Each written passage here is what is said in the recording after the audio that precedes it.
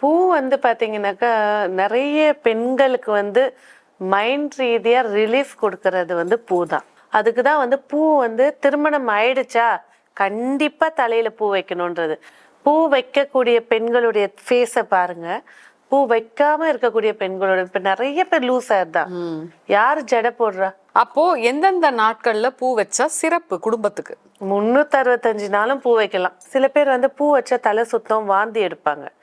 அவங்களோட லைஃபோட தன்மை எப்படி இருக்குன்றது அதை காட்டும். ஃபார் எக்ஸாம்பிள், ஒரு பொண்ணுக்கு வந்து ஏஜ் அட்டன் பண்ணதுக்கு அப்புறம் யூரினல் இன்ஃபெக்ஷன் வருது அப்படின்னாலும் நம்ம என்ன சொல்ல போறோம்? பிற்காலத்துல ஹார்மோன்ஸ் இம்பேலன்ஸ் ஆக போகுது, பீரியட்ஸ் ப்ராப்ளம் வரப்போகுது, குழந்தை பிறக்கிறது லேட் ஆக போகுது. மறிக்குழந்தையும் மல்லிகைப்பூவையும் வைக்கும்போது இறைவனுக்கு சாட்டினாலும் சரி, இவங்க தலையில வச்சாலும் சரி, கடன் பிரச்சனை குறையும். அதுலயும் வந்து இந்த காளிகாம்பாள் கோவிலுக்கு, கற்பகாம்பாள் கோவிலுக்கு, ராஜராஜேஸ்வரி, இதெல்லாம் பக்கத்துல துர்கை, இதெல்லாம் போகும்போது மல்லிப்பூ வாங்கி கொடுங்க. எப்பேற்பட்ட கோரிக்கையும் சக்சஸ் ஆயிடும். ஏன்னா அவளும் பொண்ணுதான், பூக்கு ஆசைப்படுறவ தான். வியாழக்கிழமை, வெள்ளிக்கிழமை செல்வ வளர்ச்சியை ஏற்படுத்தி கொடுக்கும். சனிக்கிழமை பூ வைக்கிறாங்கன்னா கடன் தொல்லை, உடம்புல இருக்கக்கூடிய பிணி நோய்களை குறைச்சி கொடுக்கும். பூ சாஸ்திர ஒருத்தர் வெத்தலை பிரசனத்துக்கு வராங்க, வரும்போதே வந்து மல்லிகைப்பூ எடுத்துட்டு வந்துட்டாங்கன்னா சூப்பர். சில ரோஜா பூ எடுத்துட்டு வருவாங்க, அதுவே தோஷத்தை காட்டிடும். நம்ம முருங்கைப்பூவை சாப்பிடுவோம் சரிங்களா? முருங்கைப்பூ வந்து நம்ம சாப்பிடுவோம். ஏன்? கர்ப்பப்பை நல்லா வலுவா இருக்கும், உடம்பு ஸ்ட்ரென்த்தா இருக்கும். ஸோ அந்த பூவோட ஒரு ஒரு அரோமாக்கு ஏன் தட்சிணாமூர்த்திக்கு போய் முல்லைப்பூவை போடுறோம்? வாசனையா? முல்லையோடைய அரோமா தான் அந்த தெய்வத்தோட எசன்ஸ்.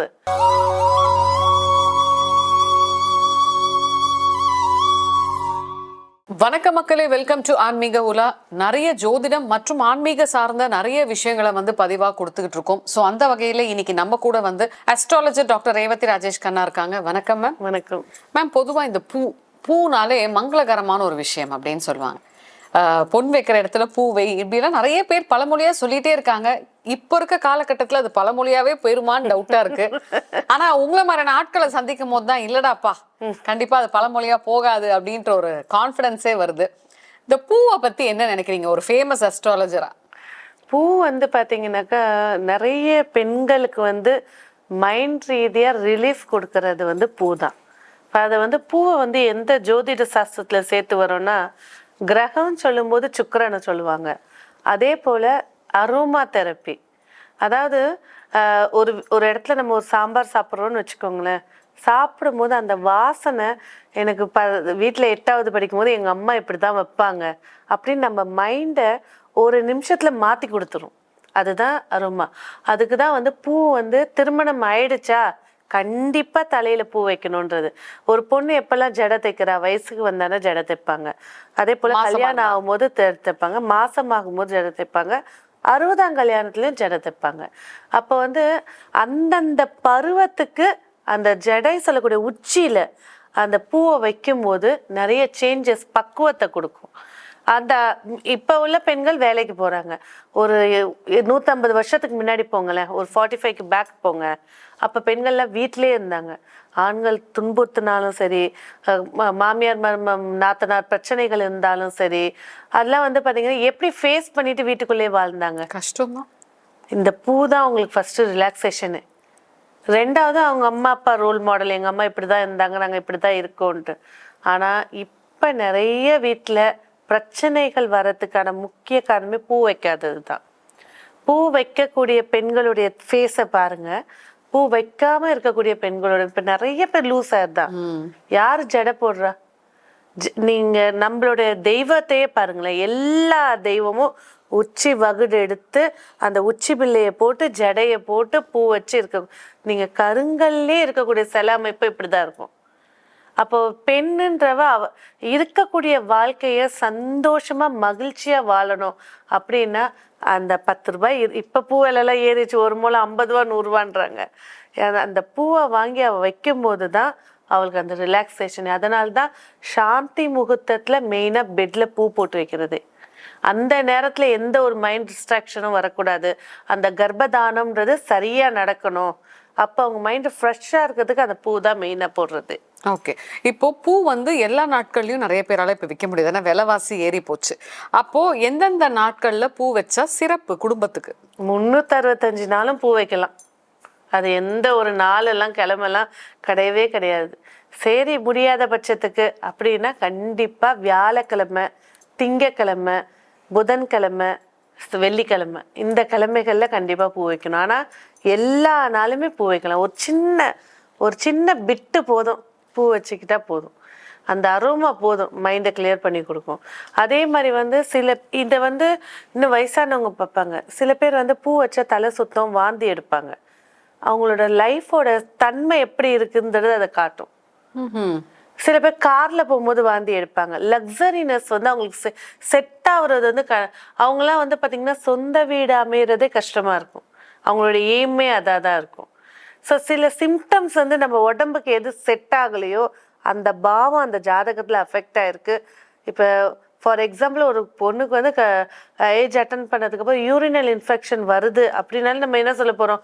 பிற்காலத்தில் ஹார்மோன்ஸ் இம்பேலன்ஸ் ஆக போகுது, பீரியட்ஸ் ப்ராப்ளம் வரப்போகுது, குழந்தை பிறக்கிறது லேட் ஆக போகுது. ஏன்னா இந்த யூரின் இன்ஃபெக்ஷன் அதோட சைன் தான் இது. அதே போல தான் ஒரு பொண்ணுக்கு வந்து கேஸ்ட்ரிக் இருக்குது, பேக் போன் பெயினாக இருக்குது அப்படின்னா வீடு அமைகிறது லேட் ஆகும்.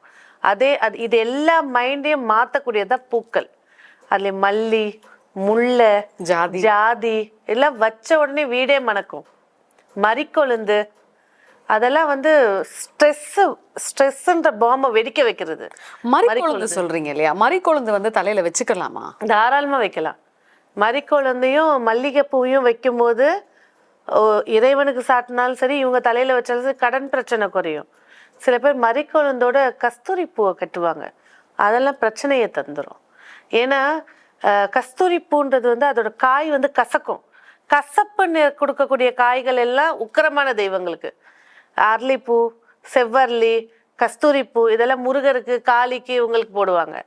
மல்லிகைப்பூ, ஜாதிப்பூ, முல்லைப்பூ இதெல்லாம் சாந்தமானது. எல்லா அம்பாளுக்கும் பாருங்க, மல்லிகைப்பூ எடுத்து வைங்க, அம்பாள் வந்து இறங்கி வந்துடுவா. நம்மளுக்கு நம்ம சில பேர் வந்து இப்போ கோவிலுக்கு போகும்போது வெறுங்கையோட போகக்கூடாது. ஏதாவது ஒன்று எடுத்துட்டு போகணும். ஏன்னா அம்பாலே தரிசிக்க போறோம். நம்ம ஒரு ரிலேஷன் வீட்டுக்கு போறோம்னா சும்மா போயிடுவோமா? அதே போல் ஒரு எலுமிச்சம்ல ராஜகனியாவது எடுத்துட்டு போகணும், இல்லையா ஒரு முளை பூவாவது எடுத்துட்டு போகணும். அது எடுத்துட்டு போகும்போதே அதோட வைப்ரேஷன் சிறப்பை தரும். அதுலேயும் வந்து இந்த காளிகாம்பாள் கோவிலுக்கு, கற்பகாம்பாள் கோவிலுக்கு, ராஜராஜேஸ்வரி இதெல்லாம் பக்கத்துல துர்கை இதெல்லாம் போகும்போது மல்லிப்பூ வாங்கி கொடுங்க. எப்பேற்பட்ட கோரிக்கையும் சக்ஸஸ் ஆகிடும். ஏன்னா அவளும் பொண்ணு தான், பூக்கு ஆசைப்படுறவ தான். அப்போ நம்ம வந்து தினைக்கும் ஒரு முட்டு இல்லையா, வாரத்தில் எல்லாம் செவ்வாய் வெள்ளிக்கிழமை வையின்வாங்க. திங்கக்கிழமை மைண்டை ரிலீஃப் பண்ணி கொடுக்கும். செவ்வாய்க்கிழமை கணவன் மனைவிக்குள்ள அந்யோன்யத்தை ஏற்படுத்தி கொடுக்கும். புதன்கிழமை நல்ல அறிவாற்றலை ஏற்படுத்தி கொடுக்கும். வியாழக்கிழமை, வெள்ளிக்கிழமை செல்வ வளர்ச்சியை ஏற்படுத்தி கொடுக்கும். சனிக்கிழமை பூ வைக்கிறாங்கன்னா கடன் தொல்லை, உடம்புல இருக்கக்கூடிய பிணி நோய்களை குறைச்சி கொடுக்கும். ஞாயிற்றுக்கிழமை பூ வைக்கிறாங்க அப்படின்னாக்கா நல்ல ஒரு உத்தியோகத்தை ஏற்படுத்தி கொடுக்கும். இதுதான் இந்த கிழமைகளுக்கு உண்டான பலன்கள். அதுல எந்தெந்த பூ எப்படி வைக்கணும்ன்றதும் சாஸ்திரம் இருக்கு. பூ சாஸ்திரம். ஒருத்தர் வெத்தலை பிரசனத்துக்கு வராங்க, வரும்போதே வந்து மல்லிகைப்பூ எடுத்துட்டு வந்துட்டாங்கன்னா சூப்பர். சிலர் ரோஜா பூ எடுத்துட்டு வருவாங்க, அதுவே தோஷத்தை காட்டிடும். சிவப்பு பூ எடுத்துட்டு வந்தாங்கன்னா பிரசனத்துல வந்து அவங்க கிட்ட ஒரு நெகட்டிவிட்டி இருக்கு அப்படின்றத பார்த்த உடனே சொல்லிடலாம். மஞ்சள் பூ எடுத்துட்டு வருவாங்க, சாமந்தி பூ. நல்லா அந்த சாமந்தி பூ எடுத்துட்டு வரும்போது அவங்க செல்வம் எங்கேயோ லாக் ஆயிருக்குன்னு அர்த்தம். அந்த விஷயத்த சொல்லுவோம். அதாவது பூ சாஸ்திரம்னு எடுத்தீங்கனாலே பெரிய விஷயங்கள் இருக்கு. நம்ம ஊர்ல இறப்புக்கு ஒரு பொண்ணு போகுது அப்படின்னா தலையில வேப்பலையை சொருவிட்டு போவோம், வேப்பம் பூவை தலைக்குள்ள சொருவிட்டு போவோம். ஏன்னா அந்த இறப்பினுடைய வைப்ரேஷன் இவங்களை அஃபெக்ட் பண்ணிடும். கன்னி பொண்ணை கூட்டு போறாங்கன்னா தலையில வந்து வேப்பம் பூவும் இல்லைன்னா ஒரு ஆணியும் சொருவி கூட்டு போவாங்க. ஸோ முக்கியமான சொந்தக்காரங்க இறந்துட்டாங்க அப்படின்னாக்கா, இல்லைன்னா வீட்டுல விட்டுட்டு போயிடுவாங்க. ஸோ அப்போ வந்து நம்ம யூஸ் பண்ணுறப்போ எந்தெந்த காலகட்டத்துக்குன்னு இருக்கு. பிறந்த குழந்தைன்னா பன்னீர் ரோஸ் தான், 5 வயசு வரைக்கும் பன்னீர் ரோஸ் தான். அதுக்கு மல்லி வைக்கணும்னு அவசியமே இல்லை. அந்த பன்னீர் ரோஸ் வைக்க வைக்க அது மொட்டை அழகாக வளரும், ரொம்ப சிறப்பாக இருக்கும். 6 வயசுக்கு மேலே வயசுக்கு வர வரைக்கும் மல்லிகைப்பூ தான். அந்த மல்லிகைப்பூ வைக்க வைக்க அந்த பொண்ணுக்கு வந்து எந்த விஷயங்கள், அதாவது ஒரு பூ, நம்ம முருங்கைப்பூவை சாப்பிடுவோம் சரிங்களா? முருங்கைப்பூ வந்து நம்ம சாப்பிடுவோம். ஏன்? கர்ப்பப்பை நல்லா வலுவா இருக்கும், உடம்பு ஸ்ட்ரென்த்தா இருக்கும். அதே போலதான் மல்லிகைப்பூ வந்து நம்ம அரோமாக்கு எடுத்துக்கலாம். வாசல்ல வைக்கிற தண்ணியில கொஞ்சம் மல்லிகைப்பூ போட்டு வைங்க, ஐஸ்வர்ய லட்சுமி கால் எடுத்து வச்சிடுவா. நம்ம லக்ஷ்மின்னு கூட சொல்லல, ஐஸ்வர்ய லட்சுமினா அஷ்டலட்சுமி சேர்ந்தவ. அந்த வாசத்துக்கு வந்து அதுக்கு தான் ஏஞ்சல்ஸ், அதுக்கு தான் பீரியட்ஸ் டைம்ல வெளியில போவாத துர்தேவதை வரும்னுவாங்க, அதோட அரோமா. ஸோ அந்த பூவோட ஒரு ஒரு அரோமாக்கு ஏன் தட்சிணாமூர்த்திக்கு போய் முல்லைப்பூவை போடுறோம்? வாசனையா? முல்லையோடைய அரோமா தான் அந்த தெய்வத்தோட எசன்ஸ். மல்லிப்பூ ஏன் தட்சிணாமூர்த்திக்கு போய் மல்லிப்பூ போடலாம்ல, காளிக்கு போய் மல்லிப்பூ போடல. காளிக்குன்னா நம்ம என்ன எலுமிச்சம்பள மாலை போடுவோம், அந்த லெமன் அரளிப்பூ போடுவோம். ஸோ ஒரு ஒரு தன்மைக்கு ஏற்றபடி யூஸ் பண்ணிக்கணும். வயசுக்கு வந்த பொண்ணு இருக்கா மல்லிகைப்பூ போடுங்க, கல்யாணம் ஆன பொண்ணு இருக்கா ஜாதி பூ போடுங்க, கர்ப்பமாகிற பொண்ணு இருக்கா முல்லைப்பூ போடுங்க. இதெல்லாம் இதுல இருக்கக்கூடிய விஷயங்கள். முன்னெல்லாம் நம்ம தாமரை பூலாம் தலையில வச்சுட்டு இருந்தாங்க, இப்ப அதெல்லாம் ஃபேஷன். இவ்வளவு பெருசா எப்படி தலையில வைக்கிறது, டிசம்பர் மாலை ஆகிட்டு. டிசம்பர் பூ மாதிரி ஒரு நல்ல உடம்புக்கு தரக்கூடிய ஒரு எனர்ஜெட்டிக் பூவே கிடையாது. இந்த மறிக்குழந்தை நீங்க சொல்றீங்கல்ல, இது லாஸ்ட் டைமே ஒரு நேயர் உங்ககிட்ட கேட்க சொன்னாங்க, வெறும் மறிக்குழந்தையே வந்து தலையில வைக்கலாம்? தாராளமா வைக்கலாம். அந்த காம்பு திக்கா இருக்கிற காம்பை எடுத்துட்டு அந்த இலைகளை மட்டும் பறிச்சு கட்டி தலையில வைக்கலாம், சூப்பரா இருக்கும்.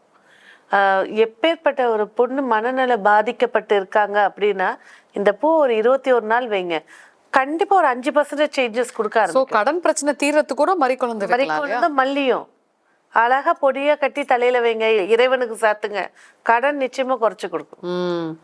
Super super. ஸோ நிறைய விஷயங்கள் சொன்னீங்க மேம், நன்றி. நன்றி. ஆன்மீக உலா சேனலை பாருங்க, மறக்காம லைக் பண்ணுங்க, ஷேர் பண்ணுங்க, சப்ஸ்கிரைப் பண்ணுங்க.